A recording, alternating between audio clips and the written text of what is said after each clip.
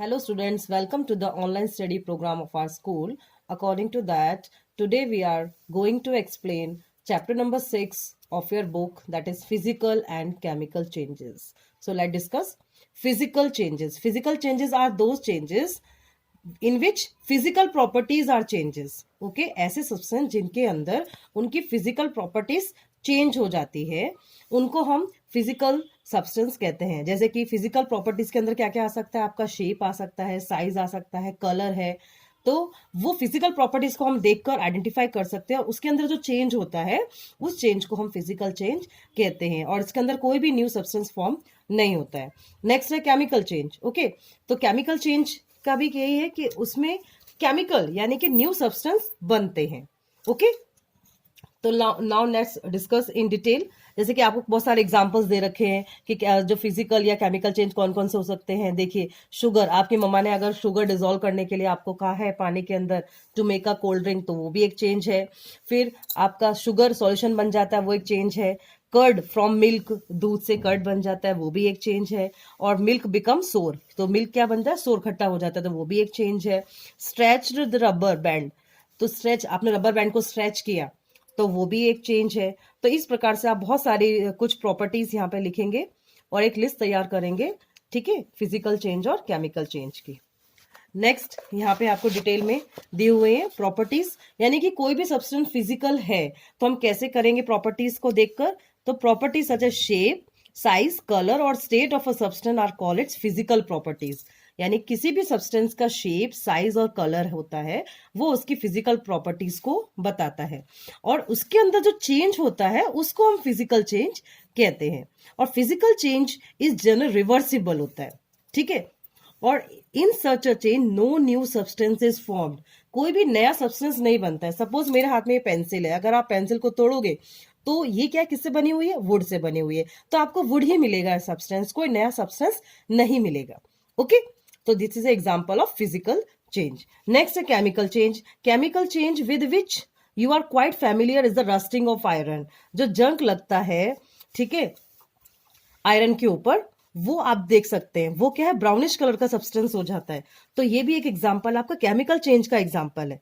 And the process is called rusting, और जो rust यानी कि जंग लगता है आयरन के ऊपर उसको हम रस्टिंग कहते हैं। जनरली आपने देखा होगा कि जो पार्क है या फार्म लैंड है, आयरन के जो बेंचेस हैं लॉन में, जो गार्डन में लगे हुए होते हैं, उन पर अगर आप टोटली कभी भी अगर आप जो कलर नहीं करते हैं, पेंट नहीं करते हैं, तो उन पर रस्ट लग जाता है, यानी कि जंग लग जाता है। अगर उसको, क्योंकि क्यों लग जाता है, क्योंकि मॉइस्चर एब्जॉर्ब कर लेता है वो हवा के द्वारा, पानी के द्वारा। जब उसको हम बाहर छोड़ देते हैं तो उसके ऊपर जंग लग जाता है, शॉवल्स के ऊपर आप जो यूज करते हैं, स्पेड्स के ऊपर, ठीक है। तो इस ये भी क्या, नया सब्सटेंस बनता है। रस्ट क्या है, एक न्यू सब्सटेंस है। So it is also an example of chemical change. यहाँ पे देखिए एक मैग्नीशियम रिबन की एक्टिविटी दी हुई है, ये आपके 10th क्लास में भी इंपॉर्टेंट है कि अगर जब आप मैग्नीशियम रिबन को जलाते हैं तो व्हाइट लाइट प्रोड्यूस होती है, ठीक है, तो दैट मीन्स एक नया सब्सटेंस बना। ओके, तो ये आपकी रिएक्शन भी दी हुई है कि मैग्नीशियम प्लस ऑक्सीजन क्या देगा आपको, मैग्नीशियम ऑक्साइड, ठीक है। और हम पहले भी समझा चुके हैं आपको कि जैसे कि मैग्नीशियम प्लस ऑक्सीजन क्या दे रहा है, मैग्नीशियम ऑक्साइड। तो ये क्या है, हमारे रिएक्टेंट्स है, ठीक है, इनको हम क्या कहेंगे, रिएक्टेंट्स। और ये क्या बना, हमारा प्रोडक्ट। ओके, इनको हम क्या कहेंगे, प्रोडक्ट्स। तो ये आपको रिएक्शन याद रखनी है, बहुत इंपॉर्टेंट रिएक्शन है। तो दैट मीन्स इसमें नया सब्सटेंस आपका बनता है। इसमें एक और एग्जांपल आपको दिया है कॉपर सल्फेट का, ठीक है। जैसे कि अगर कॉपर सल्फेट सॉल्यूशन है वो ब्लू कलर का है, ठीक है, और आपने उसके अंदर कलर जो चेंज है वो ग्रीन कलर चेंज हो जाता है जब उसके अंदर हम ये जो है ब्लेड है, ठीक है, ये आयरन की बनी हुई जो ब्लेड है वो ग्रीन कलर यानी कि कन्वर्ट हो जाती है, पूरा आयरन सल्फेट बन जाता है, ग्रीनिश कलर का सॉल्यूशन है। जो कॉपर सल्फेट था CuSO4, ब्लू था, वो किस में कन्वर्ट हो जाएगा, आयरन सल्फेट FeSO4, जब उसके अंदर हम आयरन नेल को डालते हैं, ठीक है। तो ये भी आपके एग्जाम्पल हैं। ये रिएक्शंस आपको लिखनी है। एक रिएक्शन आपकी और दे रखी है यहाँ पे, ये भी इंपॉर्टेंट है कि विनेगर यानी कि एसिटिक एसिड जो होता है अगर प्लस बेकिंग सोडा तो क्या देता है आपको, सोडियम हाइड्रोजन कार्बोनेट। और फर्दर इसकी हम रिएक्शन करते हैं तो क्या बनेगा आपका, कार्बन डाइऑक्साइड और अदर सब्सटेंस बनता है। कार्बन डाइऑक्साइड आप फैमिलियर ही है कार्बन डाइऑक्साइड गैस से, ठीक है। और जो कार्बन डाइऑक्साइड और लाइम वाटर की जो रिएक्शन है वो हम आगे पढ़ते हैं कि कौन सी रिएक्शन होती है लाइम वाटर की। और देखिए यहाँ पे आपको दो टेस्ट ट्यूब दे रखे हैं।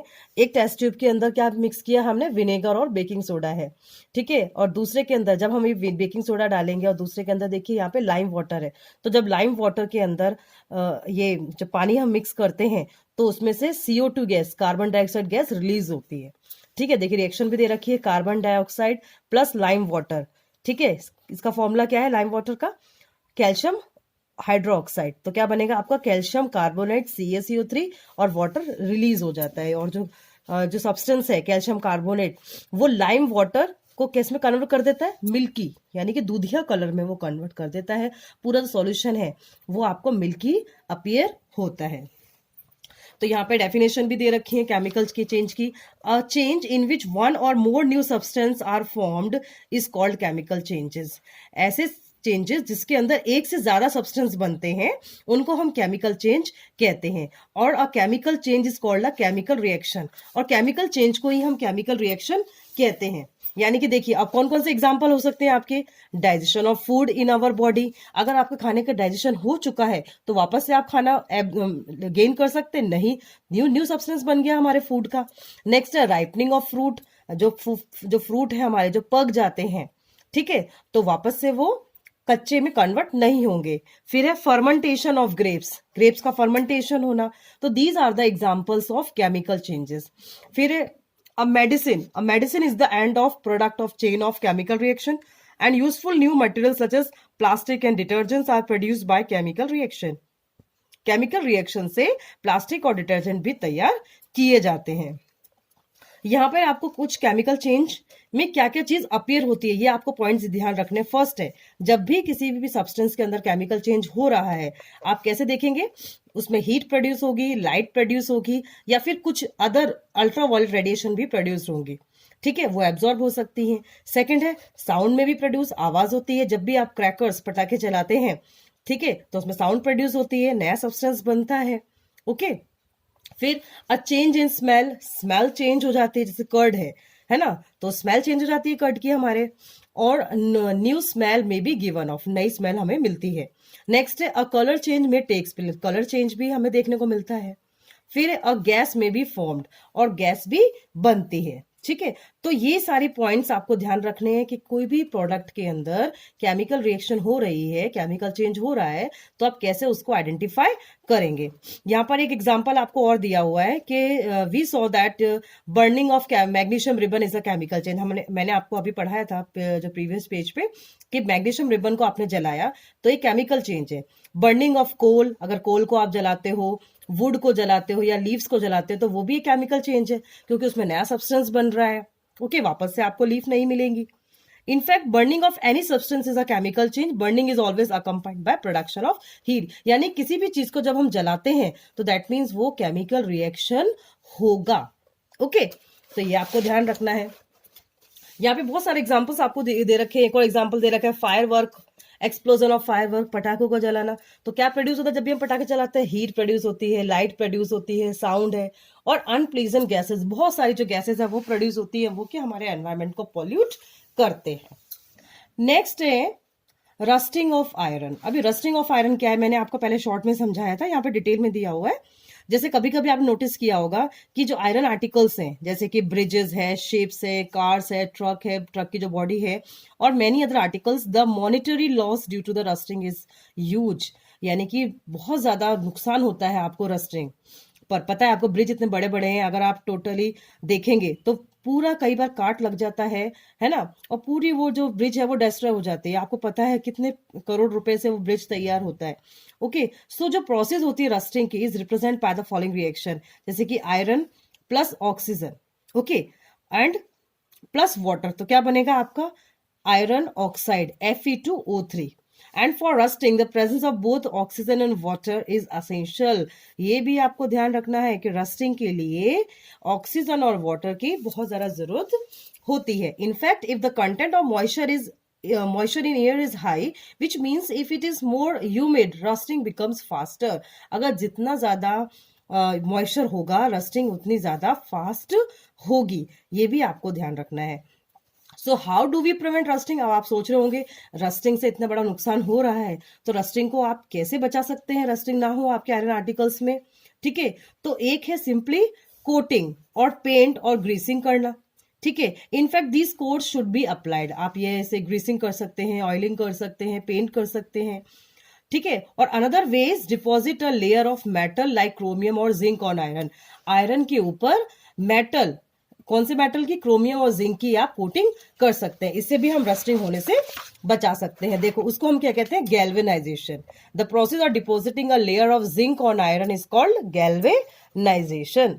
Okay, so the iron pipes we use in our homes to carry water are galvanized to prevent rusting। हमारे घरों में जो पाइप्स लगे हुए हैं वो आपने देखा होगा, उसके ऊपर कोटिंग की गई है, गैल्वेनाइजेशन किया गया है, इसीलिए वो रस्ट नहीं लगती है उनके अंदर। और ऐसे ही आपने देखा होगा पानी के अंदर जो शिप है बहुत दिनों तक डूबा रहता है। Moreover the water of the sea contains many salt. आपको ये पता है कि सी के अंदर बहुत सारा सॉल्ट होता है।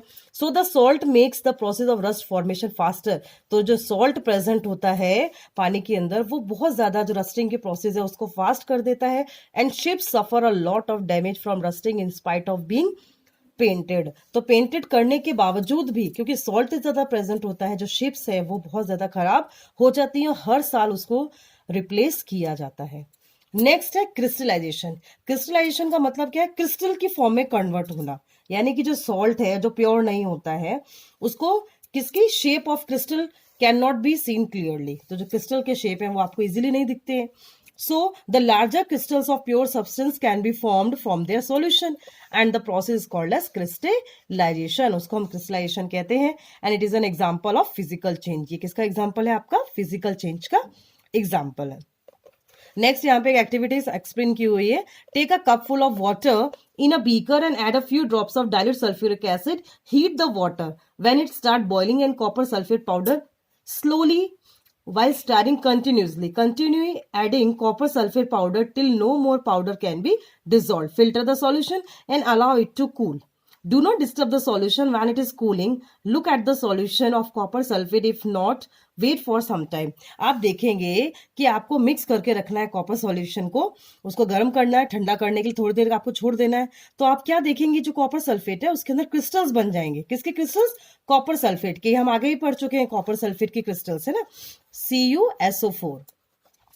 तो ये आपने पढ़ा कि you have learn about physical and chemical changes के बारे में आपने पढ़ा and try to identify the changes that you observe around you as a physical और केमिकल चेंजेस। चैप्टर के अंदर हमने फिजिकल चेंज के बारे में पढ़ा, केमिकल चेंजेस के बारे में पढ़ा, इंडिकेटर्स क्या होते हैं, ठीक है, रस्टिंग क्या होती है, गैल्वेनाइजेशन क्या है, क्रिस्टलाइजेशन क्या है। तो सारी डेफिनेशन जो है ये आपको आगे से लिखनी है। आपके बुक में मैंने सारी आपको एक्सप्लेन करी है, सारी आप लिखेंगे और चैप्टर को रिवाइज करेंगे। थैंक यू फॉर लिसनिंग में।